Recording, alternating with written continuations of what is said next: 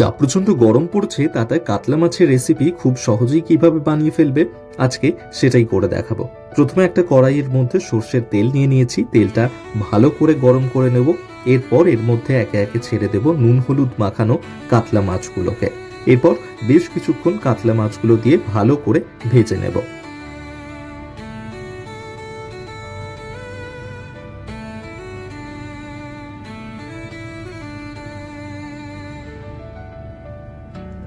কাতলা মাছগুলো ভালো করে ভাজা হয়ে গেছে। এরপর ভাজা মাছগুলোকে একে একে তুলে রাখবো অন্য একটা জায়গায়।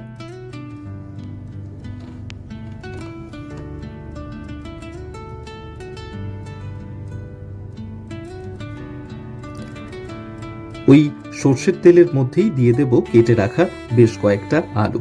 আলুগুলোকেও বেশ লাল লাল করে কিছুক্ষণ ভেজে নেব।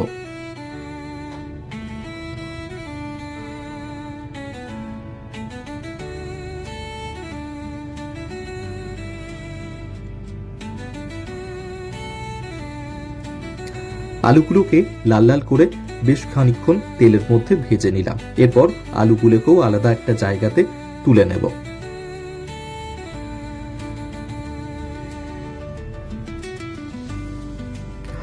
কড়াইয়ের মধ্যে যে গরম তেলটা রয়েছে তার মধ্যেই দিয়ে দেব পেঁয়াজ কুচি।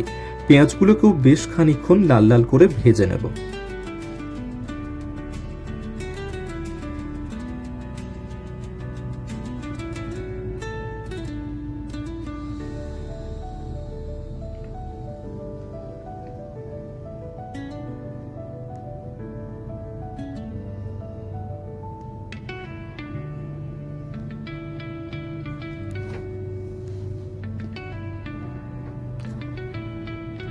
দেখতেই পাচ্ছ পেঁয়াজগুলো কিন্তু বেশ ভালো করে ভাজা হয়ে গিয়েছে।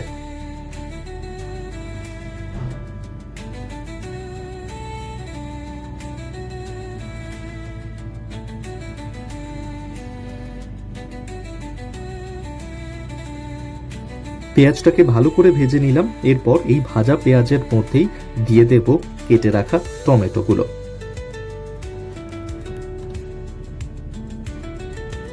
আর দিয়ে দেব দুটো কাঁচা লঙ্কা।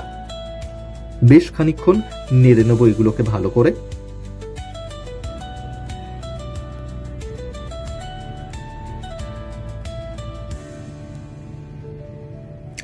এটার মধ্যে একটুখানি সামান্য নুন দিয়ে দিলাম। ভালো করে নেড়ে চড়ে নেব।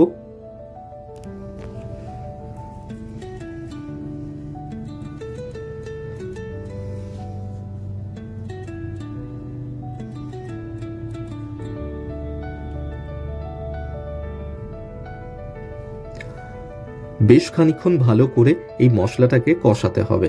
দেখতেই পাচ্ছ বেশ ভালো করেই কিন্তু মশলাটা ইতিমধ্যেই কষে গেছে।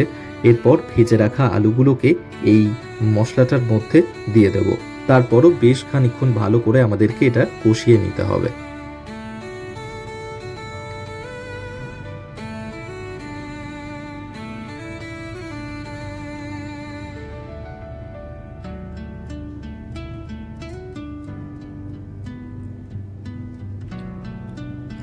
বাকি মশলাগুলো একে একে দিয়ে দেব।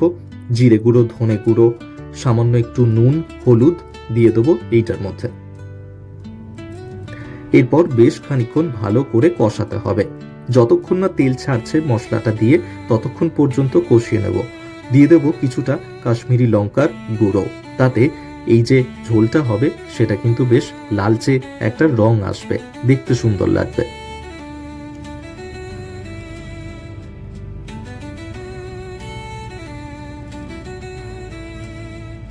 দেখতেই পাচ্ছ ইতিমধ্যেই কিন্তু মশলাটা থেকে তেল ছাড়তে শুরু করে দিয়েছে।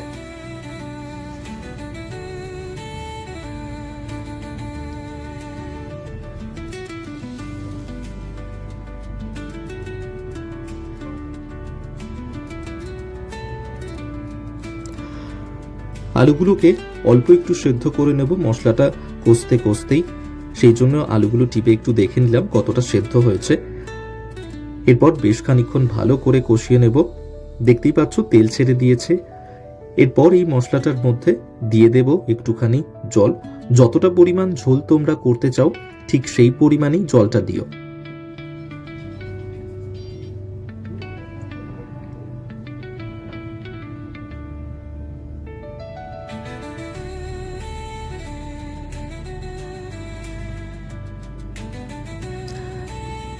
এরপর কড়াইটাকে একটা থালা দিয়ে ঢেকে বেশ খানিকক্ষণ ভালো করে ফুটিয়ে নিতে হবে। দেখতেই পাচ্ছ কেমন করে এই ঝোলটা সুন্দরভাবে কিন্তু ইতিমধ্যেই ফুটতে শুরু করে দিয়েছে।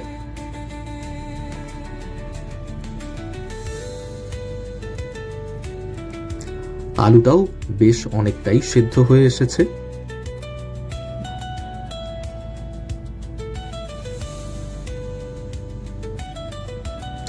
এরপর এই ঝোলটার মধ্যে একে একে দিয়ে দেব আগে থেকে ভেজে রাখা নুন হলুদ মাখানো সেই কাতলা মাছগুলোকে।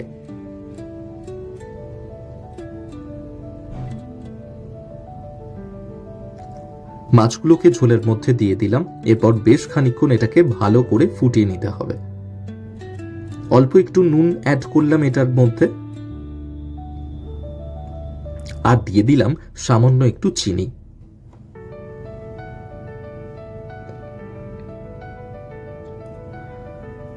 বেশ ভালো করে এরপর এই ঝোলটাকে নাড়িয়ে নিলাম মাছগুলো সঙ্গে, যাতে ঝোলটা মিশে যায়। সেই জন্য ভালো করে এটাকে মাখিয়ে নিয়ে এরপর বেশ খানিকক্ষণ ফুটতে দেব।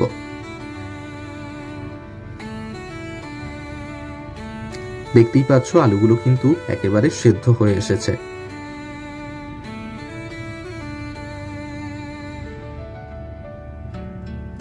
ব্যাস, তাহলেই রেডি হয়ে গেল আজকের কাতলা মাছের রেসিপি।